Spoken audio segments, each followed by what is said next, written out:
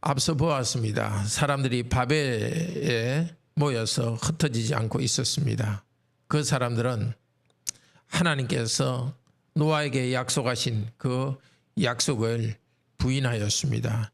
생육하고 번성하여 땅에 충만하라 했는데 땅에 충만하지 않고 한 곳에 머물러 있으려고 했습니다. 또한 하나님의 이름의 영광을 위해서 살지 않고 자기들의 이름을 내려고 했습니다. 셈을 통해서 바로 셈의 후손들이죠. 바벨에 모여있던 사람들이 셈을 통해서 하나님께서 주시겠다는 복을 무시했던 사람들입니다. 12장에서 하나님께서는 데라와 아브람을 부르셔서 구원하셨습니다. 이렇게 부르신 목적은 바벨 사건 이후에 하나님께서 펼쳐놓으신 온 세상을 구원하기 위해 한 민족을 택해서 이 민족을 통해서 온 세상을 구원하도록 하기 위해서입니다.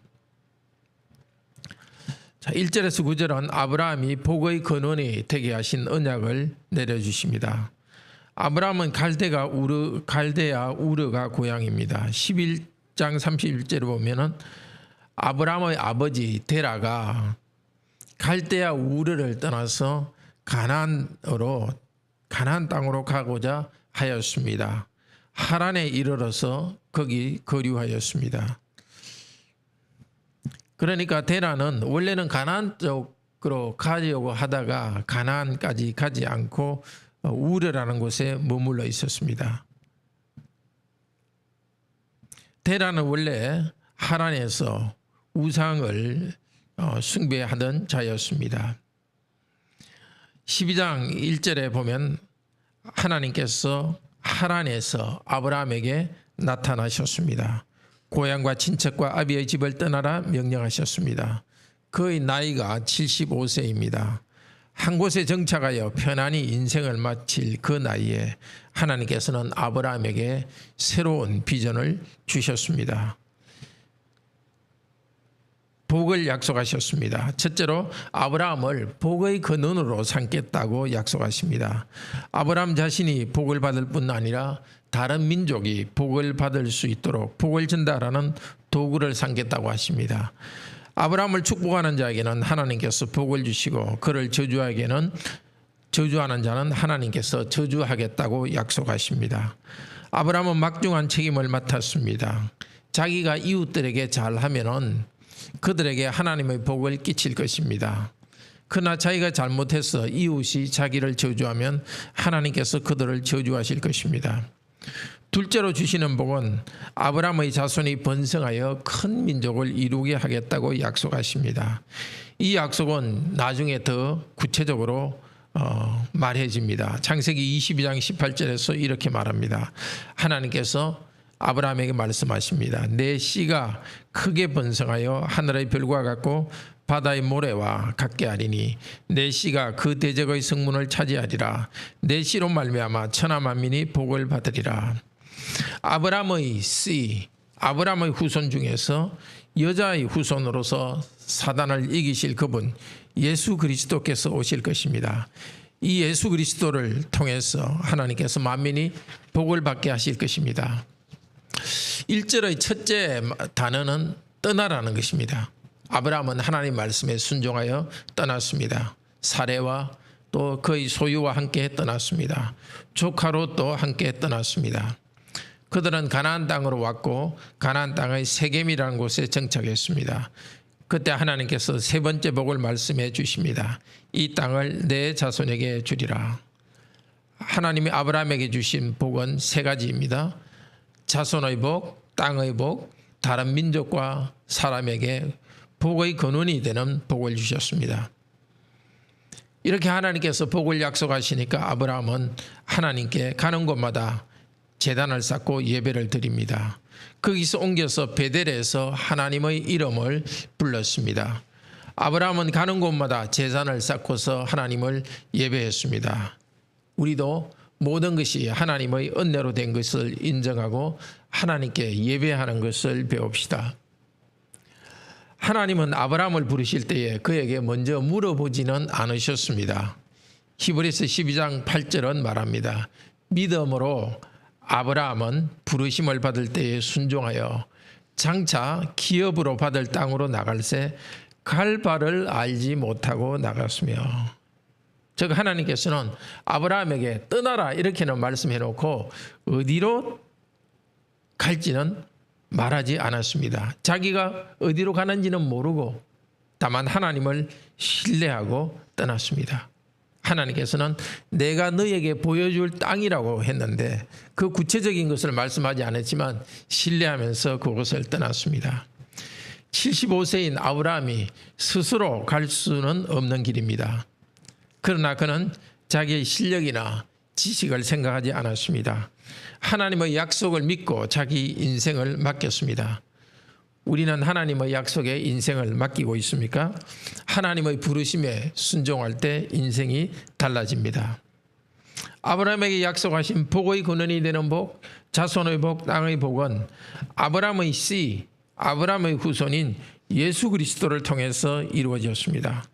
하나님께서는 그분의 아들 그리스도를 믿는 자를 하나님의 아들, 딸로 삼으시고 큰 민족으로 이루셨습니다.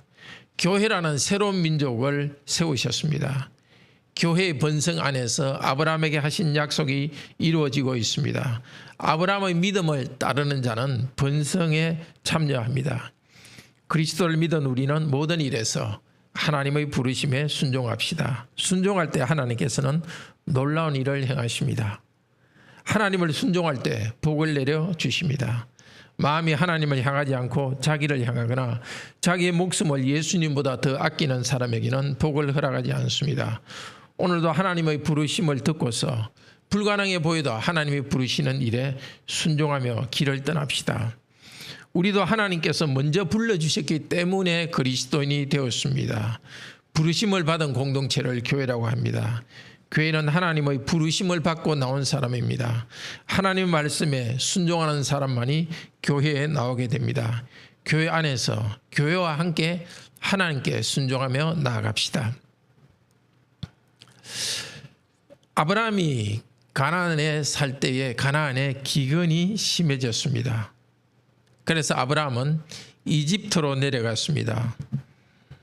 그때 아브라함의 아내 사레가 나이가 65세였지만은 얼굴이 아주 미모였던 것 같습니다.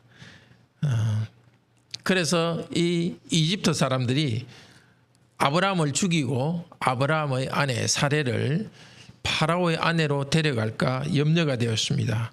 그래서 아브라함은 자기 아내 사레를 이집트 사람에게 자기의 누이라고, 즉 여동생이라고 속였습니다. 바로는 사레를 후궁으로 맞았습니다. 그리고 아브라함에게는 많은 재물을 선물로 주었습니다. 아브라함은 세 가지 죄를 지었습니다. 첫째로 하나님께서 지시하신 땅 가나안을 버렸습니다. 둘째로 사레를 자기 아내라고 속였습니다. 셋째로 그렇게 함으로써 아내를 버렸고 하나님께서 주시려는 약속의 후손 번성의 성취 수단을 버리고 자기의 목표와 방법으로 목표를 달성하려고 했습니다. 그런데 하나님께서는 기적으로 아브라함과 사레를 구해 주었습니다. 아브라함 때문에 바로에게 재앙이 임했고 바로는 그 재앙이 아브라함의 아내 사라를 뺏었기 때문이라는 것을 깨닫게 되었습니다. 하나님께서는 약속을 이루셨습니다. 너를 저주하는 자에게는 내가 저주하리라. 죄와 잘못은 아브라함이 저질렀는데 하나님께서는 바로에게, 이집트의 왕 바로에게 벌을 내리셨습니다. 하나님께서는 아브라함이 복의 근원이 아니라 재앙의 근원으로도 작용하게 했습니다. 그렇지만 하나님께서는 이 방법을 통해서 아브라함과 사레를 구해 주었습니다. 파라오는 사레를 범하기 전에 아브라함에게 돌려주었습니다. 아브라함을 그의 아내와 그의 모든 소유와 함께 이집트로부터 추방했습니다. 아브라함은 어쩔 수 없이 약속의 땅 가나안으로 다시 돌아오게 되었습니다. 하나님께서 하셨습니다. 잘못은 아브라함이 했고 정작 아브라함과 사레를 지켜주신 분은 하나님이셨습니다. 하나님께서는 왜 사레를 구해 주셨을까요? 아브라함을 보호하셨을까요? 아브라함과 사라에게 어떤 가치가 있었기 때문이 아닙니다. 오직 하나님의 은혜입니다. 또 이들을 통해서 세상을 구원하시려는 하나님의 계획 때문입니다. 그들을 통해서 모든 민족에게 복을 주시려고 그들을 용서해 주셨습니다. 보호해 주셨고 구해내었습니다. 형제 자매 여러분, 하나님께서는 그리스도를 복의 근원으로 삼으셨습니다. 또 그리스도 때문에 교회에 지체인 우리도 복의 근원으로 삼아주셨습니다. 하나님께서는 그리스도를 통해서 세상에 주시려는 복을 먼저 우리에게 주셨습니다. 우리를 복을 전달하는 수단으로 삼으셨습니다. 전도하며 더 많은 경건한 사람을 얻도록 사명을 주셨습니다. 우리의 삶을 통해 그리스도의 복을 나타내게 하셨습니다. 우리도 아브라함 안에서 그리고 이제는 그리스도 안에서 예수 그리스도와의 보혈로서 하나님과 언약을 맺고 세상의 복의 근원이 되었습니다. 하나님께서는 오직 그리스도를 믿는 자에게만 참 복을 내려주십니다. 예수님을 믿는 우리가 악을 행하면 세상 사람들이 우리를 손가락질합니다. 나아가 하나님을 향해 손가락질하고 그 결과 그들은 하나님으로부터 심판을 받습니다. 우리가 잘하면은 그 반대가 됩니다. 우리가 올바른 삶을 살 때에 사람들이 우리를 보고 하나님을 믿게 됩니다. 그런데 우리는 이 세상에서 아브라함처럼, 이집트에 갔던 아브라함처럼, 또 기근을 만난 아브라함처럼 이 세상에서 어려운 일을 당합니다. 불안합니다. 그러나 우리의 불안정과 연약에 압도되지 맙시다. 하나님께서는 우리와 언약하시고 우리를 통해서 만 백성을 구원하는 일을 하십니다. 갈릴리 풍랑 가운데서 두려워하던 제자들에게 주님은 말씀하셨습니다. 마태복음 8장 26절에서 어찌하여 두려워하느냐 믿음이 적은 자들아. 주님은 제자들을 책망하시면서도 파도를 잠잠케 하시어 그들의 안전을 지켜주셨습니다. 그리고 계속 그들과 함께 하시면서 제자들로서 믿음을 훈련시켰습니다. 그리스도께서 승천하신 후에는 성령님을 보내셔서 수많은 고난과 죽음 가운데서도 제자들이 복음을 전하고 교회를 세우게 하셨습니다. 예수 그리스도께서는 지금도 성령님을 통해서 우리와 함께 하시며 격려하십니다. 세상에서는 너희가 환난을 당하나 담대하라. 내가 세상을 이기었노라. 기도합시다. 자비로우신 하나님, 아브라함에게 어떤 특별한 장점이 있었어가 아니라 오직 은혜로 아브라함에게 복을 내려주셨습니다. 복의 근원이 되게 하고 자손과 땅의 복을 허락해 주었습니다.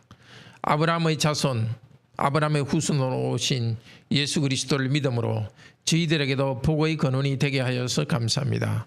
세상의 소금과 빛으로 삼아 주셔서 감사합니다. 믿음으로 순종하고 나아감으로써 저희를 통하여 하나님의 빛이 사람들에게 비치고 사람들이 우리를 보고 하나님께 돌아와서 하나님께 영광을 돌리게 하여 주소서. 우리도 인생 가는 길에 불확실한 가운데 그 불확실한 가운데 인생을 헤쳐갑니다. 자비를 베풀어 주시옵소서. 풍랑 가운데서 제자들을 만나신 예수님, 우리의 인생의 위험과 불안 가운데서 우리를 만나 주시옵소서. 세상에서 우리가 환난을 당하지만 담대하라고 우리를 격려하십니다. 세상을 이기신, 이 땅의 여러 불안과 이 땅의 여러 어려움을 이기신 예수 그리스도께서 우리와 함께 하십니다. 이 아침에도 저희가 기도할 때 성령님 저희를 인도하여 주셔서 예수 그리스도를 통한 생명과 번성하는 교회와 함께 번성하는 이 복을 다시 깨닫고 감사하게 하여 주시옵소서. 영원한 천국을 주신 하나님을 감사하는 이 기도 시간 되도록 도우소서. 건강과 경제적 어려움이 있는 성도들 주님께서 그 어려움을 풀어주시옵소서. 내일도 우리가 예배로 모입니다. 부족한 자들의 예배지만 주님께서 기쁘게 받아주시옵소서. 저희가 하나님을 영광 돌리고 하나님을 찬양할 수 있도록 저희들에게 크신 은혜를 내려주시옵소서. 주 예수 그리스도 이름으로 기도드립니다. 아멘. 은혜로운 기도 시간 되기를 축복합니다.